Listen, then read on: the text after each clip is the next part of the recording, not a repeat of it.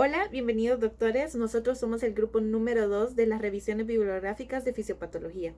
El día de hoy estaremos hablando sobre nuestra revisión que lleva como título Fisiopatología, neumonías atípicas.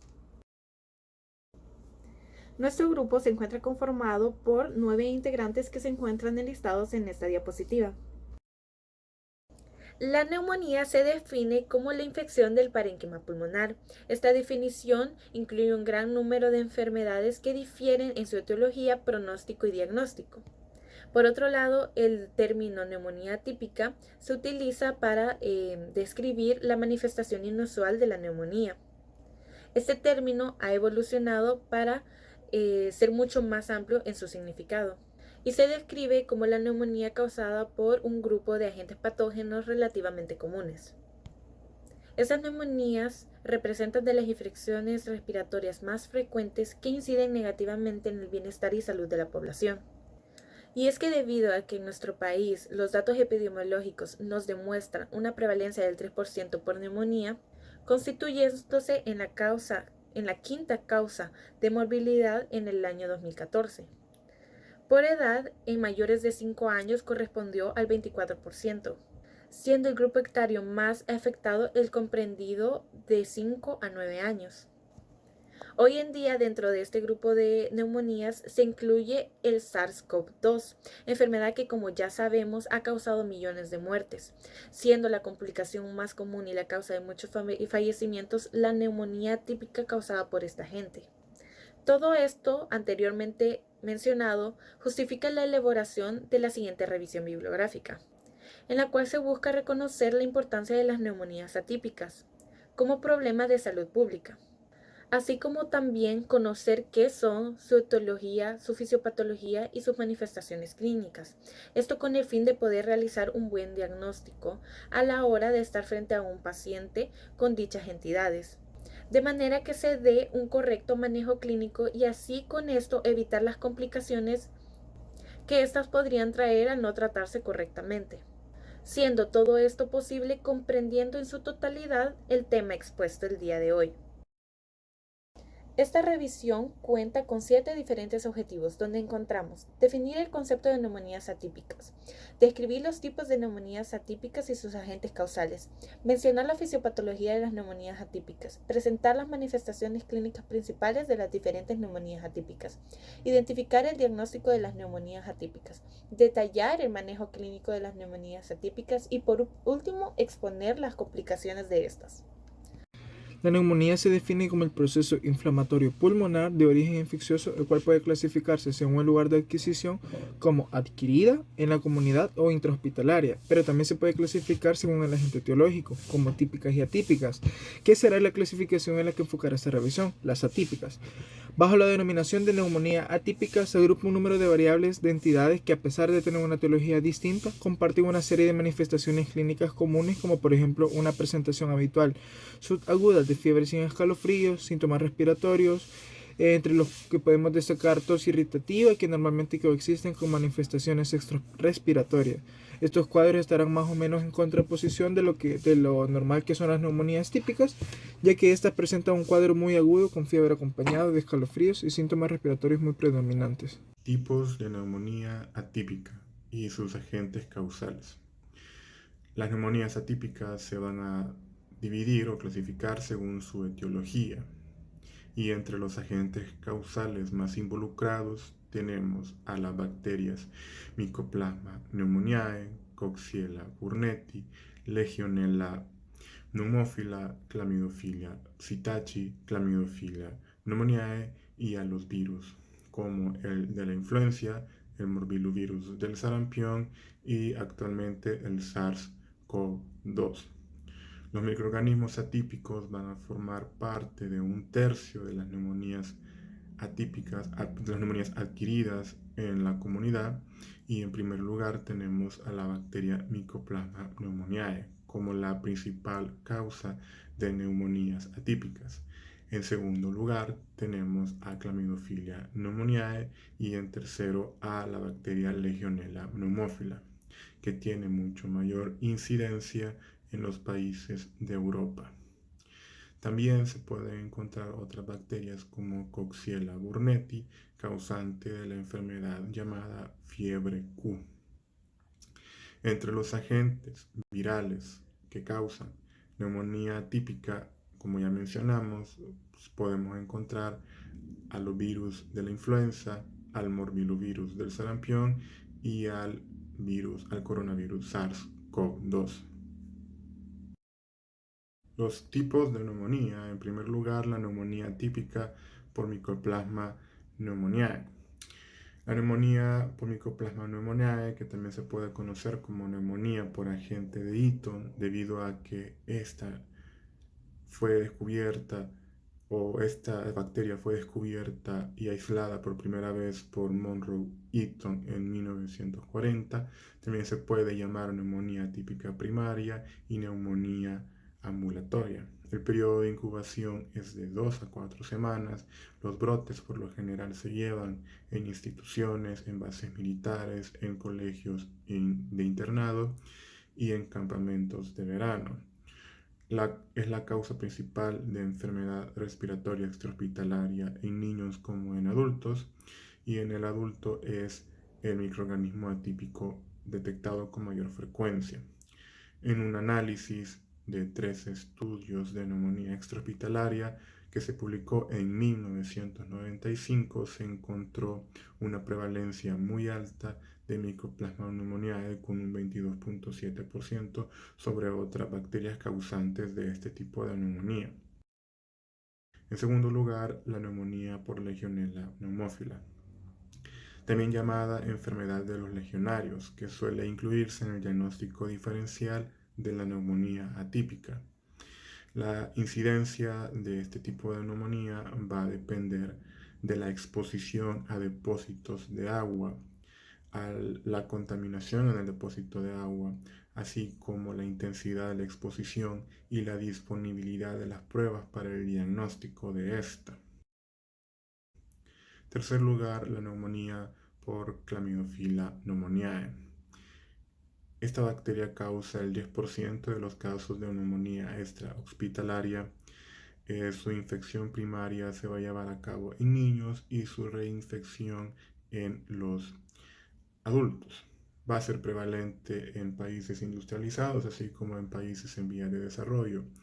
Y va a haber dudas en cuanto a su prevalencia real, debido a que la especificidad será muy cuestionada, porque la prueba serológica solo se va a llevar a cabo en una muestra de suero para identificar un solo título de inmunoglobulina G y establecer su diagnóstico.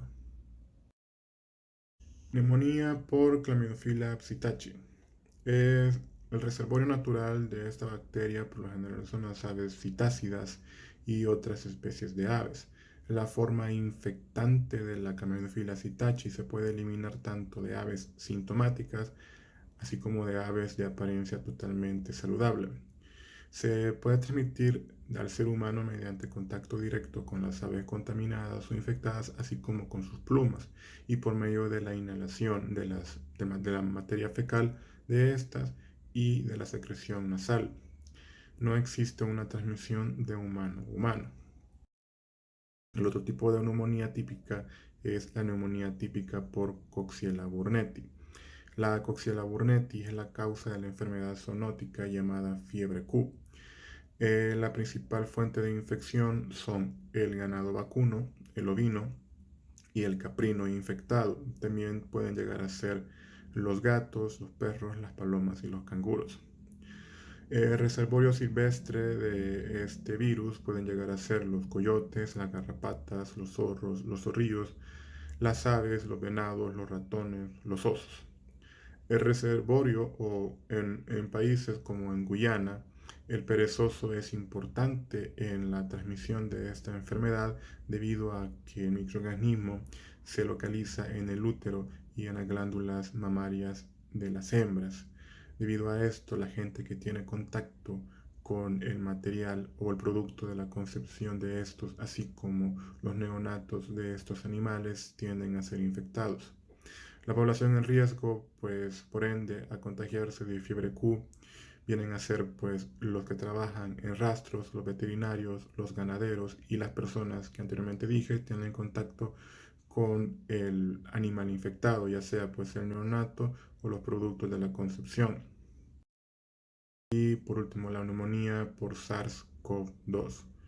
La neumonía por SARS-CoV-2 puede llegar a presentarse en casos de infección no complicada por este virus, así como en neumonía grave por SARS-CoV-2. Asimismo, pues, pueden presentar signos de gravedad y no presentar signos de gravedad.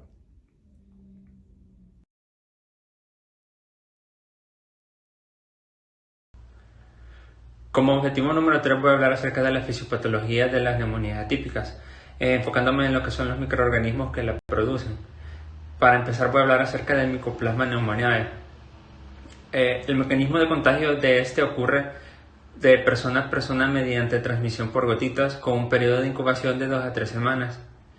Una vez inhalado se une al epitelio respiratorio donde inicia un proceso inflamatorio y debido a que no posee pared celular se facilita lo que es el contacto con la célula huésped garantizando el intercambio de los componentes necesarios para su crecimiento y proliferación. Luego radicales peróxido y superóxido producen lo que es el estrés oxidativo celular. Y acá la enzima ADP ribosiltransferasa, también conocida como toxina del síndrome de distrés respiratorio adquirido en la comunidad, se une a lo que es la proteína A del surfactante y penetra en la célula huésped por endocitosis. Esta toxina produce ciliostasis, fragmentación nuclear y estimula la producción de citoquinas y una reacción inflamatoria celular aguda, produciendo daño en la vía aérea. La cantidad de toxina producida se correlaciona con la severidad de la enfermedad. Otro factor de virulencia del micoplasma es la presencia de lipoproteínas como potentes propiedades inflamatorias, como son el MALP2, el P48 y la M161AG. Estas lipoproteínas modulan la respuesta inmune del huésped vía receptores tipo TOL, cuya estimulación se relaciona con la producción de citoquinas que promueven la migración de linfocitos y neutrófilos hacia lo que es la inflamación en el tejido pulmonar. El micoplasma también puede estimular linfocitos B y T e inducir la formación de autoanticuerpos que reaccionan con varios tejidos del huésped. La bacteria puede ser opsonizada por el complemento o por anticuerpos. Luego los macrófagos activados migran hacia el sitio de la infección junto con neutrófilos, linfocitos TCD4, linfocitos B y células plasmáticas que infiltran el pulmón y generan una intensa respuesta inmunohumoral que produce anticuerpos contra varias proteínas y lípidos inmunogénicos. La producción de estos anticuerpos puede ser ausente en pacientes que están inmunocomprometidos. Y por último, la localización intracelular del Mycoplasma pneumoniae puede ser responsable de la protección de la bacteria frente a anticuerpos y antibióticos, lo que, sumado a la inmunomodulación del huésped, permite que se establezcan infecciones persistentes y fenómenos autoinmunes. Tengan todos ustedes muy buenos días. Este día hablará sobre la fisiopatología de Clamidia CTH. El microorganismo de Clamidia CTH entra a través del aparato respiratorio y se da por una inhalación de organismos realizados, que se encuentra en las heces de los aves enjaulados cuando estos ejercen sus alas o a través del polvo de la pluma del pájaro, siendo el principal factor de riesgo del contacto para el humano. También las cepas son muy virulentas que causan brotes agudos con una mortalidad del 5 al 30%, mientras las cepas menos virulentas causan brotes de progresión lenta. Este te da un resultado de una infección, depende en sí de la proporción del cuerpo elemental del macrófago, y se puede dar hasta una lisis letal que ocurre en fagocitos infectados en un alto número de partículas clamidiales elementales. Aparece en la sangre en las primeras 2 semanas de la enfermedad y en el esputo una vez que penetra en sí el pulmón. La citiacosis lo que provoca es una inflamación en pequeñas formas de placas en los pulmones. La citiacosis lo que provoca en sí es una inflamación y en los bronquiolos y que hay una limitación en las áreas consolidadas. Los éxodos básicamente mononucleares, se da una infección que ocurre con el virus cuando infecta las células, causando el daño directo a la inflamación. Estas son unas lesiones muy similares a las que se observan en la neumonía causal, que se da una inflamación en los pulmones y en los bronquiolos, que puede dar otras enfermedades como en el tracto respiratorio, producir endocarditis, miocarditis, en las mujeres embarazadas puede producir encefalitis en el bebé, puede ocurrir hepatitis, trombocitopenia, muerte fetal. El comienzo de esta enfermedad por lo común se da con un periodo repentino y brusco, en un periodo de incubación de 10 días aproximadamente.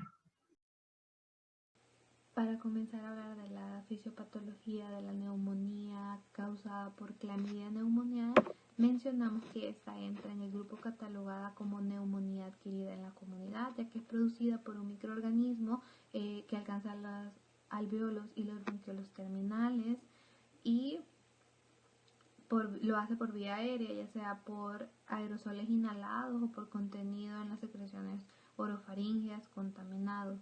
La inhalación es la vía de entrada más común o más frecuente por la cual se da el alcance del tracto respiratorio inferior, que es el mecanismo habitual por el cual se va a dar la colonización de las vías y posterior a ello va a alcanzar la mucosa orofaringea, que esta es resistente a mecanismos de bacilos gram negativos, pero en una persona con estado crónico van a haber cambios, ya sea en la superficie epitelial, en el contenido enzimático de la saliva, en las secreciones respiratorias, que me van a facilitar la adherencia de estas bacterias y me van a dificultar su eliminación.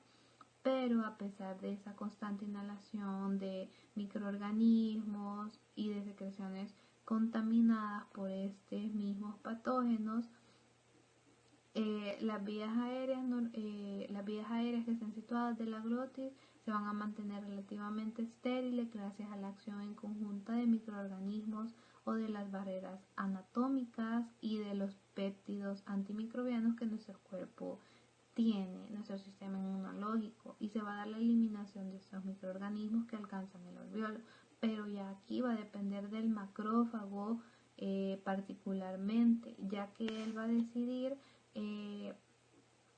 que en condiciones normales no alcance, destruir el patógeno para que no alcance las regiones distales del pulmón y así no provocar muchos daños o una afección que sea clínicamente evidente, pero si por el contrario ya vemos que esto es particularmente muy virulento, el macrófago inicia con una respuesta inflamatoria con atracción de polimorfonucleares circundantes al espacio alveolar que me van a prestar su ayuda para la fagocitación y la destrucción de este patógeno. Esa respuesta inflamatoria es la principal causante de que se produzcan las manifestaciones clínicas que conocemos de esta patología, como la producción de esputo, la fiebre, los escalofríos, para detener así a este patógeno. Para comenzar a hablar de la neumonía causada por SARS-CoV-2, tenemos que mencionar que el SARS-CoV-2 pertenece a los beta coronavirus, mide de 60 a 140 nanómetros, tiene forma redondeada y oval. El SARS-CoV-2 comparte el 76.6% de su secuencia genética con el SARS-CoV. Estos virus utilizan la misma enzima como entrada de acceso al organismo, que sería la enzima convertidora de angiotensina 2, que es la que se une a la proteína S de estos virus.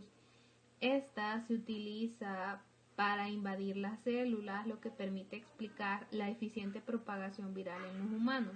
La proteína enzima convertidora de angiotensina 2 se presenta en abundancia en células epiteliales alveolares y también en enterocitos en el intestino delgado y en diversos órganos más, lo que nos va a permitir explicar y a comprender mejor las rutas de infección y manifestación de esta enfermedad.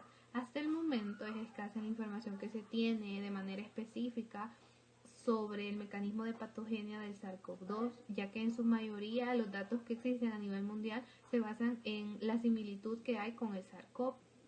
Entonces, vamos a decir que las células de la vía aérea superior son las que inicialmente se ven afectadas y se ven comprometidas, lo que resulta en un desprendimiento celular, pero en esta etapa todavía es poco el daño que se ocasiona, pero sin embargo el virus se sigue propagando rápidamente hasta llegar a los alvéolos y nos va a causar un daño alveolar difuso, lo que se va a caracterizar por una descamación de los neumocitos, generando edema alveolar, infiltración celular inflamatoria, hasta llegar a la formación de una membrana hialina y desencadenándose así los síntomas pertenecientes a esta patología. Hola, mi nombre es Sofía Coto y el día de hoy estaré hablando sobre las principales manifestaciones clínicas que presentan las diferentes neumonías atípicas. Las manifestaciones clínicas dentro de una patología son de suma importancia y estas se definen como la relación entre signos y síntomas que se presentan en determinada enfermedad, o mejor dicho, que se presentan en un paciente con determinada enfermedad. Es por esto que a continuación estaremos hablando sobre las diferentes manifestaciones clínicas de las principales neumonías atípicas. Bueno, y comenzaremos hablando con el que se podría decir que es el microorganismo más importante dentro de las neumonías atípicas.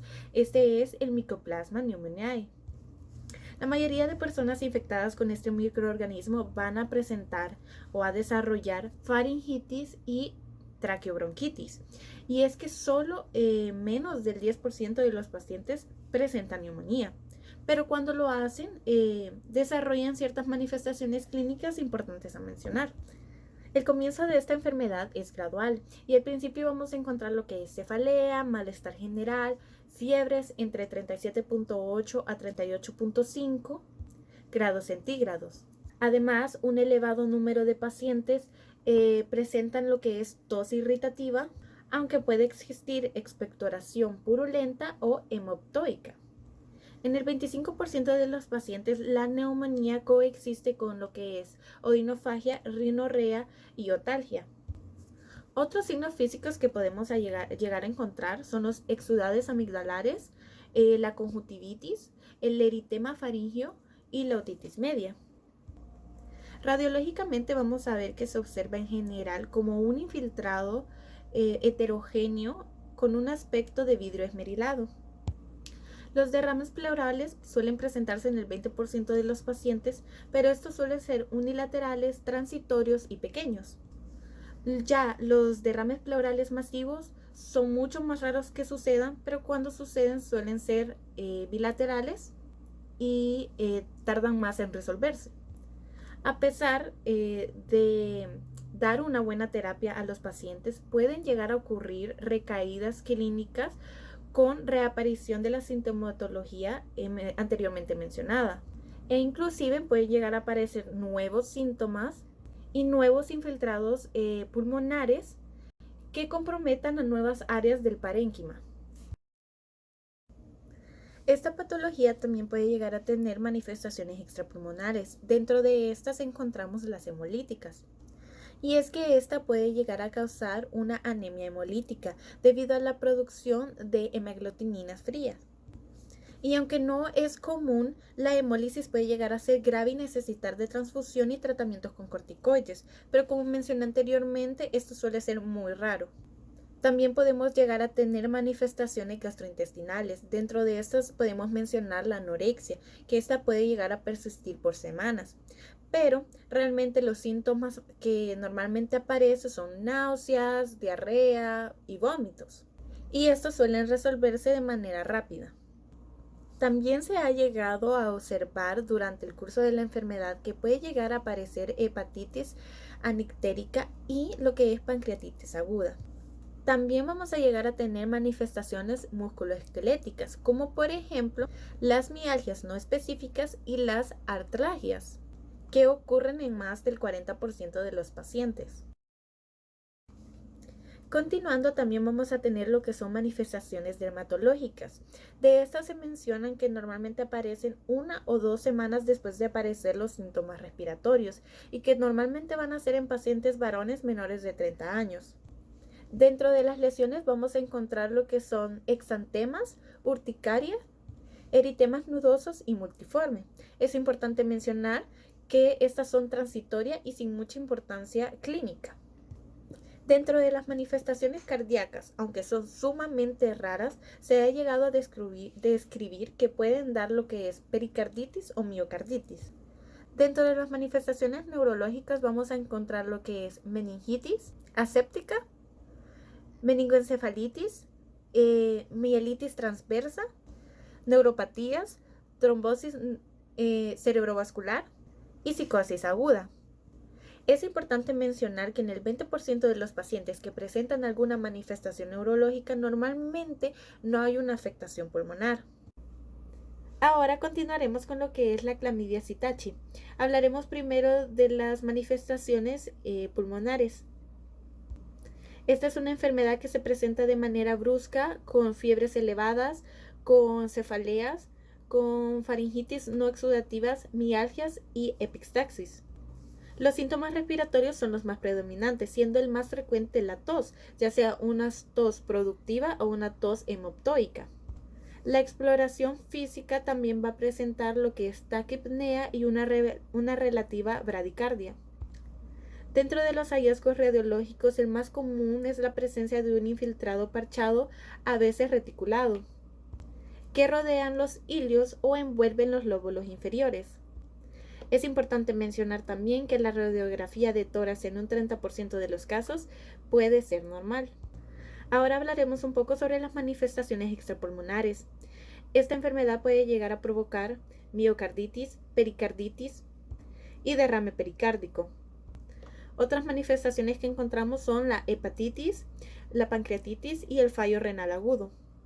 También podemos tener una artritis, que suele presentarse como una poliartritis grave inflamatoria, que puede llegar a afectar lo que es tobillos, codos, hombros y rodillas. Y también podría llegar a presentar una anemia hemolítica. Bueno, y ahora continuamos hablando con lo que es la clamidia pneumoniae. La bronquitis y la neumonía son las enfermedades más frecuentemente relacionadas con este microorganismo. Es importante mencionar que la enfermedad asintomática o levemente sintomática son el resultado más frecuente de esta infección. La neumonía por clamidia pneumoniae se caracteriza por un cuadro clínico superponible al de la neumonía atípica, donde la fiebre sin escalofríos, la tos irritativa y la faringitis son los datos más comunes de esta enfermedad. También es muy común que haya una coexistencia de la neumonía con una laringitis. La exploración física suele detectar lo que es crepitantes localizados, mientras que la radiología muestra en general condensaciones únicas de pequeño a mediano tamaño. Bueno, y finalizando esta parte, vamos a hablar de la que ahora en día es la enfermedad más importante, conocida como SARS-CoV-2 o COVID-19. El curso de esta enfermedad es variable y va desde una infección asintomática hasta una neumonía grave que necesita de ventilación asistida y que normalmente es fatal. Las formas leves de la enfermedad y las presentaciones asintomáticas suelen darse en niños, adolescentes y adultos jóvenes. Y las presentaciones más graves suelen darse en pacientes mayores de 65 años y en personas con condiciones crónicas como lo es la diabetes, enfermedad pulmonar obstructiva crónica conocida como EPOC, enfermedades cardiovasculares y cerebrovasculares, entre otras. Claro, es importante mencionar que las presentaciones graves tienen excepciones y también se pueden dar en pacientes jóvenes, como ya hemos visto. Los síntomas más comunes de esta enfermedad son tos y fiebres elevadas, que están presentes en la mayoría de los pacientes.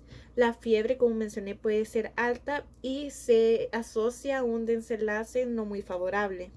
La fatiga es común, también encontramos cefaleas y mialgias en un 10 a un 20% de los pacientes. También vamos a encontrar manifestaciones gastrointestinales en algunos casos como náuseas, vómitos y malestar abdominal. También se puede presentar anorexia, aunque es menos frecuente. Las alteraciones del sentido del gusto, la augesia y del olfato, la anosmia, son muy frecuentes. Y pues claro, como habíamos mencionado, Dentro de las complicaciones más comunes tenemos la neumonía. Continuando, vamos a repasar todas las pruebas diagnósticas que deben realizarse en un paciente que presente sospecha a una neumonía típica. Entre esas tenemos las pruebas de laboratorio, las cuales consisten principalmente en un hemograma que va a indicarse a todo paciente con sospecha de neumonía típica. Tenemos también las pruebas de nitrógeno ureico y de creatinina, que nos van a servir, como ya sabemos, como una variable para poder medir la escala de CUR65. Luego tenemos también la glucosa en sangre, también la prueba de los gases arteriales, la cual es fundamental para poder medir o evaluar cualquier tipo de insuficiencia respiratoria que esté padeciendo el paciente en ese momento. Otra prueba que es fundamental para cualquier paciente con una enfermedad respiratoria es la proteína C reactiva, ya que esta nos va a estar indicando cualquier proceso inflamatorio activo actual en el paciente, la cual es fundamental.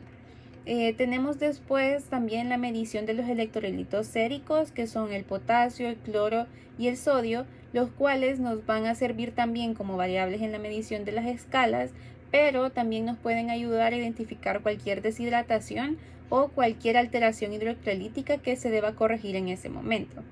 Luego también tenemos que podemos utilizar la oximetría de pulso, ya que este se realiza a través de un dispositivo que es capaz de medir la presión parcial de oxígeno y de dióxido de carbono para identificar la oxigenación correcta del paciente instantáneamente.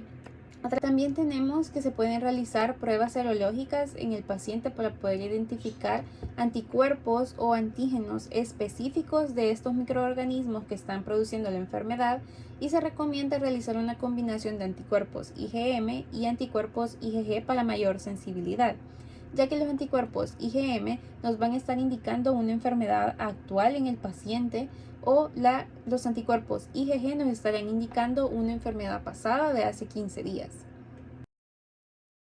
Continuando con las pruebas de gabinete que se van a realizar en todo paciente con neumonía típica, tenemos la prueba mandatoria que se realiza en todo paciente con una enfermedad respiratoria, o en este caso neumonía típica, la cual es la radiografía de tórax, ya que esta es una prueba muy específica y presenta una sensibilidad del 92%. Se debe indicar al paciente una radiografía posterior o anterior o lateral en el caso de ser necesario o de ver alguna alteración en la radiografía posterior anterior. Y principalmente se debe indicar en un paciente que presente los siguientes 4 signos, los cuales son tos, expectoración, fiebre y estertores. Rápidamente mencionamos los resultados que podemos obtener en un paciente con neumonía típica en la radiografía de tórax. En la fotografía A podemos observar una consolidación lobar en el cual se va a ver afectado un lóbulo completo y puede observarse de manera unifocal o multifocal. En la fotografía B tenemos un infiltrado intersticial en el cual se está viendo afectado el intersticio pulmonar y puede observarse de manera difusa o de manera localizada. Y por último, en la fotografía C tenemos una consolidación multilobar o bronconeumonía, en el cual se va a ver afectado los lobulillos pulmonares y pueden ser observados a través de múltiples focos en ambos pulmones. Continuando con otras pruebas complementarias que nos van a ayudar, si bien a diagnosticar un paciente con neumonía típica, también nos ayudan a conocer o definir el manejo clínico que se va a tener con este paciente dependiendo del estadio o la gravedad en la que el paciente se encuentre. Entre estas tenemos el estudio de líquido pleural. Este se va a realizar en pacientes que presentan derrame pleural. Este se conoce como toracocentesis, el cual es el estudio físico-químico o examen directo y cultivo de líquido pleural. Este, si bien no es tan útil para diagnosticarlo, este nos sirve para conocer el manejo clínico que se le va a dar al paciente, ya sea un cambio de antibiótico o un drenaje que deba realizarse. Luego tenemos las pruebas de aislamiento del microorganismo o cultivos. Estas se utilizan para aislar el microorganismo Este se puede aislar del esputo, de exudados faríngeos, del oído medio, de lesiones en la piel. Se menciona también que pueden aislarse de la sangre, del líquido pleural, como mencionamos antes, o del líquido cefalorraquídeo, para identificar el microorganismo que está causando la enfermedad en el paciente y poder definir un manejo terapéutico adecuado. Tenemos el siguiente examen, el cual es la fibrobroncoscopía. Se realiza principalmente en pacientes graves o pacientes con respiración asistida. Como habíamos mencionado antes, se realiza para poder obtener una secreción a través de la observación interior de la vía aérea inferior. Y obteniendo la secreción se pueda cultivar para poder observar cuál es el microorganismo que está afectando las vías aéreas inferiores.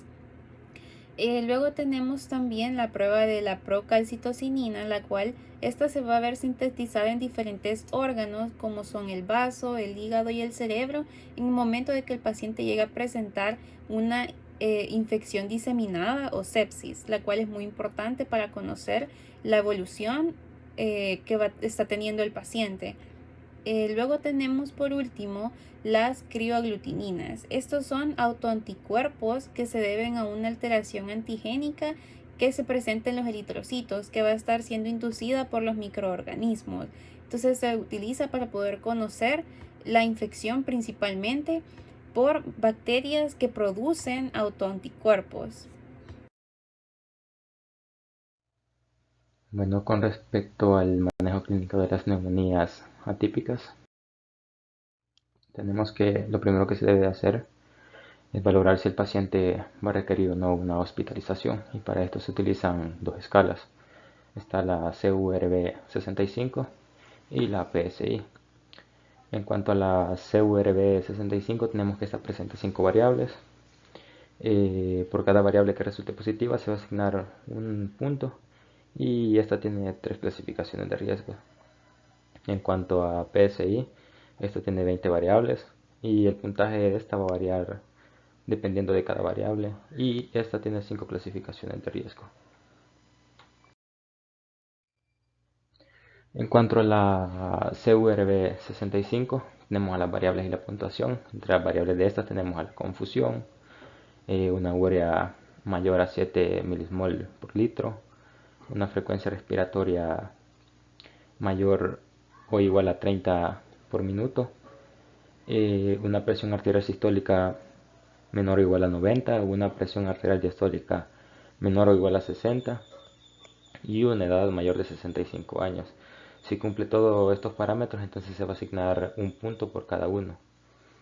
Y en cuanto a los resultados y el manejo de los pacientes, esto va a depender dependiendo del puntaje. Se va a clasificar según grupo de riesgo. Si el paciente tiene de 0 a 1 en puntos, se clasifica en el grupo de riesgo número 1. Si el paciente tiene 2 de puntaje, se clasifica en el grupo de riesgo 2.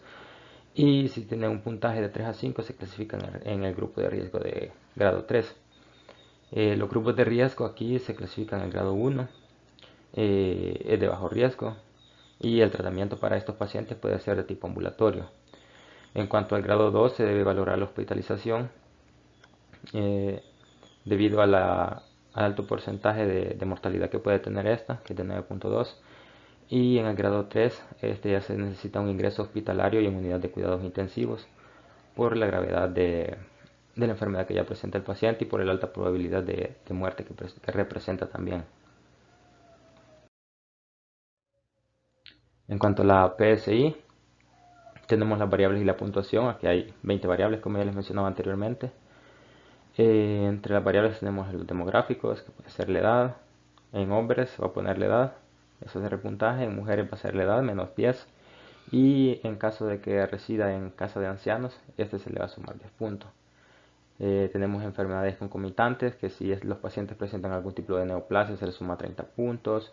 Enfermedades hepáticas se les suma 20 puntos. Insuficiencia cardíaca suma 10 puntos. Enfermedades cardiovasculares suman 10 puntos. Enfermedades renales también suman 10 puntos. En cuanto a los hallazgos de los exámenes físicos, vamos a tener que un estado mental alterado va a representar 20 puntos. Una frecuencia respiratoria mayor de 30 por minuto son 20 puntos también los que se asignan. En cuanto a la presión arterial sistólica, si esta es menor de 90, se van a asignar 20 puntos. Si la temperatura corporal es menor de 35 o mayor a 40 grados, se asignan 15 puntos, y si el pulso es de mayor a 125 latidos por minuto, se va a sumar 10 puntos.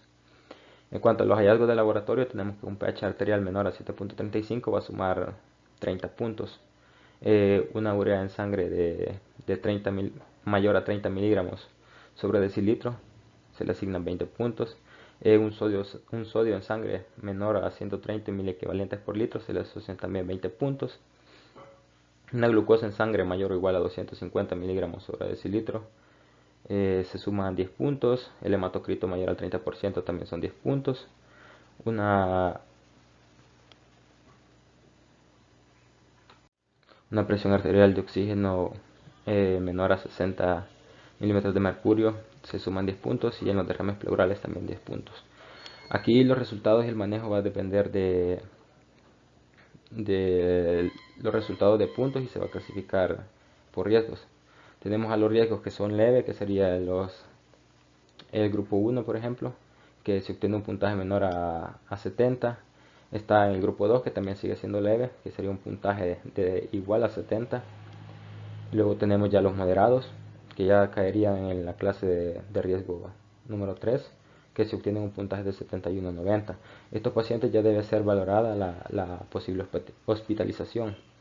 Luego tenemos el riesgo cuando es severo, que caen en la clase de riesgo grupo 4, que es cuando los pacientes van a sacar un puntaje que va desde 91 hasta 130. Y luego tenemos el riesgo extremo, que ya cae en la clase por riesgo número 5, y que ya el puntaje es arriba de los 130. Y estos ya tienen una alta probabilidad de muerte. En cuanto al manejo farmacológico de las diferentes neumonías atípicas, tenemos que para Mycoplasma pneumoniae el tratamiento va a ser, inicialmente se inicia con macrólidos. Podemos tener la claritromicina, que van a ser 500 miligramos vía oral cada 12 horas de 7 a 14 días. O también puede ser acitromicina, que va desde los 200 hasta los 250 miligramos vía oral en el primer día, y luego 250 miligramos vía oral por los siguientes 4 días. En cuanto al tratamiento alternativo para Mycoplasma pneumoniae, tenemos a la levofloxacino en 500 miligramos vía oral cada 24 horas de 7 a 14 días, dependiendo la mejora que este tenga. O también puede ser con moxifloxacino de 400 miligramos vía oral cada 24 horas. En cuanto a Chlamydia pistacea, vemos que el tratamiento inicial o de preferencia es la tetraciclina en 250 miligramos vía oral cada 6 horas, y este puede ser hasta 3 semanas. En cuanto al alternativo, tenemos a la eritromicina de 500 miligramos vía oral cada 6 horas. En cuanto al manejo del SARS-CoV-2, tenemos que el manejo de la COVID puede ser en diferentes partes. Aquí tenemos el manejo de la COVID-19 leve, pero cuando los pacientes son sintomáticos, lo primero que se debe hacer es el aislamiento para evitar mayor contagios, la utilización de mascarillas y de implementos de bioseguridad. Se recomienda tratamiento con antipiréticos por la sintomatología que puede presentar, y una rehidratación adecuada con agua. En cuanto al manejo de la COVID-19 moderada, ya un tratamiento de la neumonía, se debe valorar la hospitalización dependiendo del estado del paciente, y no se recomienda el uso de antibióticos en estos casos, o se pueden utilizar pero cuando se sospecha de una infección bacteriana. Aquí lo que se debe hacer es tener en máxima observación al paciente y determinar si este sigue evolucionando con la enfermedad. En cuanto al manejo de la COVID-19 grave, que ya es el tratamiento de la neumonía grave, lo que se recomienda es una oxigenoterapia inmediata en pacientes con una saturación de oxígeno que esté por debajo del 90%, y se recomienda colocar al paciente en posición de sedestación con un respaldo. En cuanto al manejo de la COVID-19 ya crítica, que ya sería el síndrome de distrés respiratorio o síndrome de dificultad respiratoria aguda, lo que se recomienda es una oxigenoterapia de alto flujo por vía nasal, o en casos más graves se puede recurrir a una ventilación invasiva con presión positiva de 2 niveles. También la ventilación mecánica se puede realizar en decúbito prono durante 12 a 16 horas del día. Esta es la recomendación que se da. En cuanto al manejo de la COVID-19 crítica cuando ya hay choque séptico, lo que primero que se recomienda es la reposición de la bulimia, por lo cual se van a administrar de 250 a 500 ml de solución cristaloides en embolada rápida en los primeros 15 a 30 minutos. Luego se administran vasopresores si el choque persiste, aún recurriendo a las reposiciones de líquidos. Y en cuanto a las neumonías causadas por Clamidia pneumoniae, tenemos que el tratamiento va a ser 2 gramos de tetraciclina bioral cada día, o también pueden ser 2 gramos de eritromicina cada día durante 10 a 14 días. Y el tratamiento alternativo es la acitromicina de 250 a 500 miligramos vía oral, o puede ser también una levofloxacina de 700 miligramos intravenoso al día.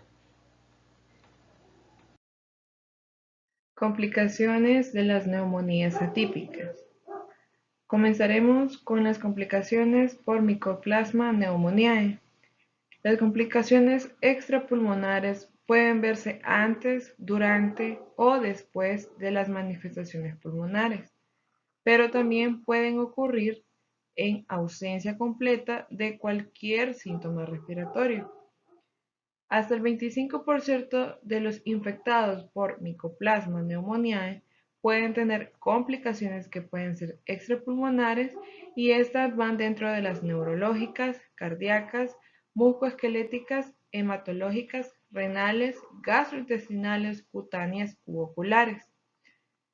En este caso, estas complicaciones muchas veces se ha podido encontrar el agente en el foco extrapulmonar, y en otras no se ha encontrado, por lo que se piensa que son debidas a reacciones autoinmunitarias. Las complicaciones neurológicas son las más frecuentes, y estas van del 6 al 7% de los pacientes con neumonía que están siendo hospitalizados.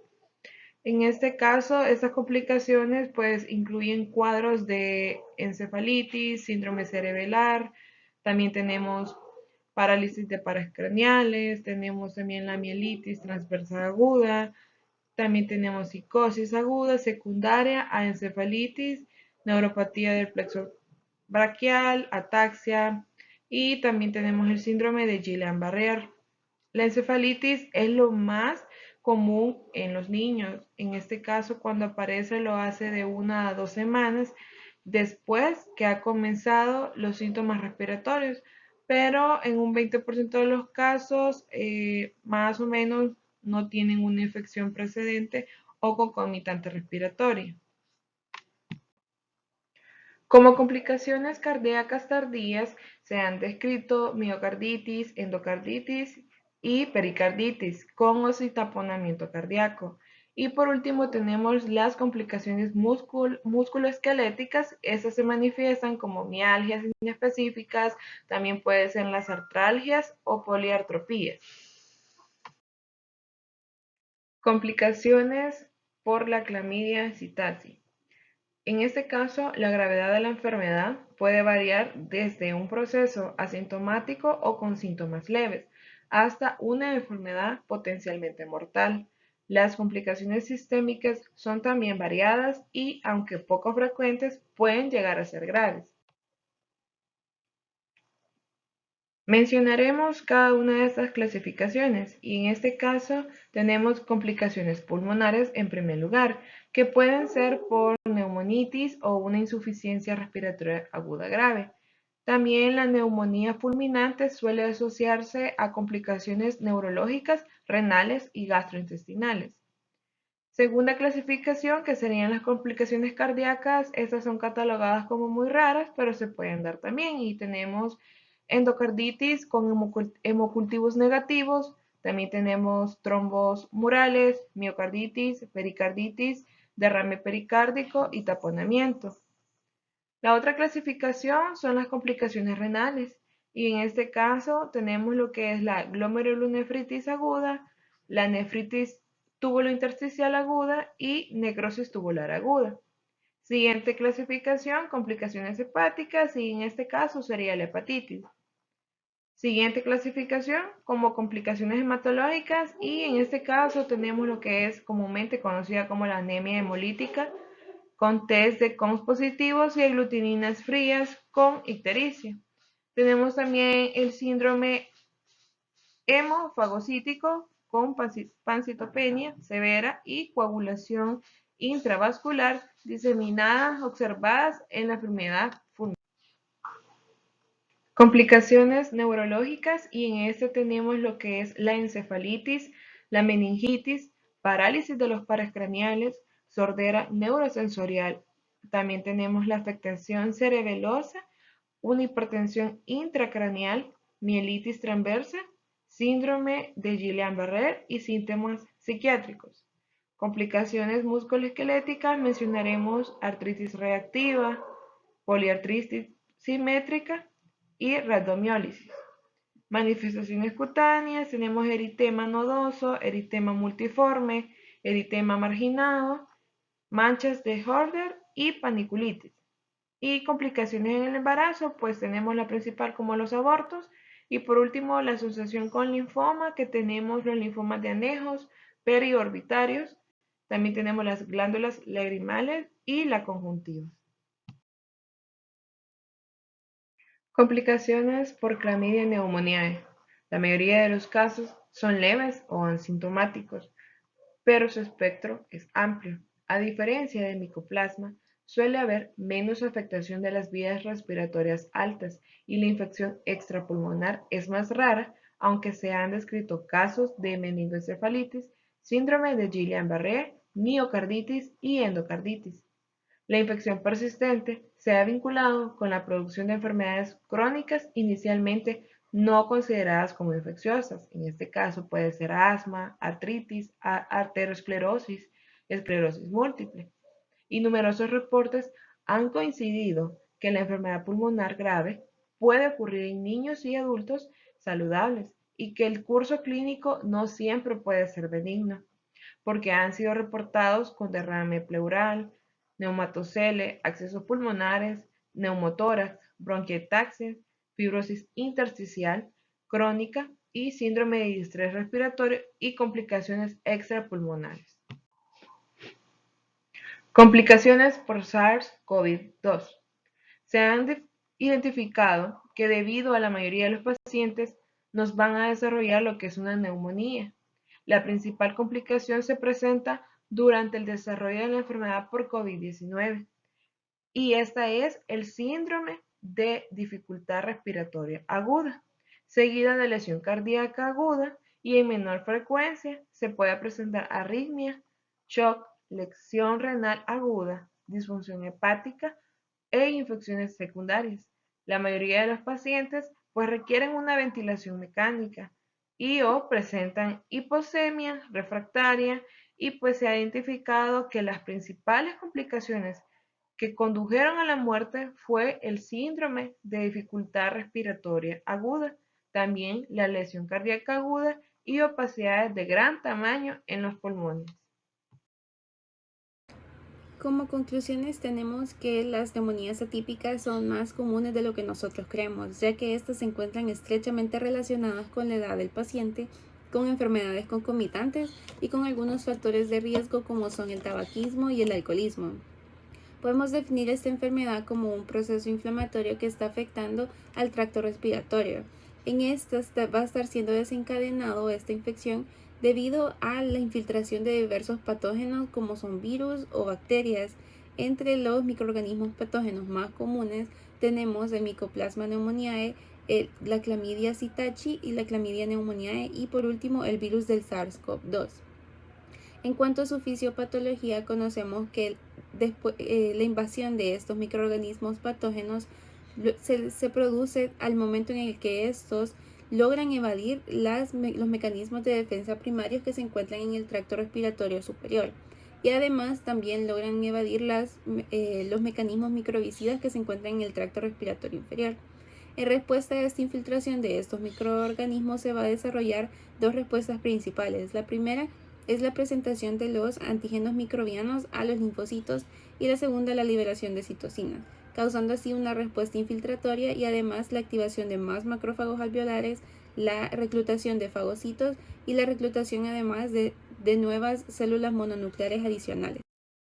Para la semiología de esta enfermedad tenemos que esta va a variar bastante dependiendo del agente etiológico y de la respuesta del huésped a este agente, causando en algunos casos una consolidación pulmonar o en otros un compromiso más difuso. En cuanto al diagnóstico, tenemos que este se basa principalmente en criterios clínicos de laboratorio, analíticos, epidemiológicos y radiológicos. Se han establecido diferentes escalas como lo es la Neumonía Severity Index y el ACUR 65 como herramientas para medir la evolución de las primeras horas del paciente o bien para establecer el riesgo de complicaciones o de muerte, también para establecer la presencia de comorbilidades o estabilidad o para también conocer las características psicosociales del paciente y la disponibilidad de recursos para la atención domiciliaria. Luego, por último, tenemos las complicaciones. Conocemos que estas pueden presentarse antes, durante o después de las manifestaciones pulmonares o incluso pueden presentarse sin que se presente ningún síntoma pulmonar. Entre estas tenemos las complicaciones neurológicas, cardíacas, renales, gastrointestinales, hematológicas, musculoesqueléticas, cutáneas y oculares. En la siguiente diapositiva exponemos las diferentes referencias bibliográficas que se utilizaron para realizar la revisión bibliográfica.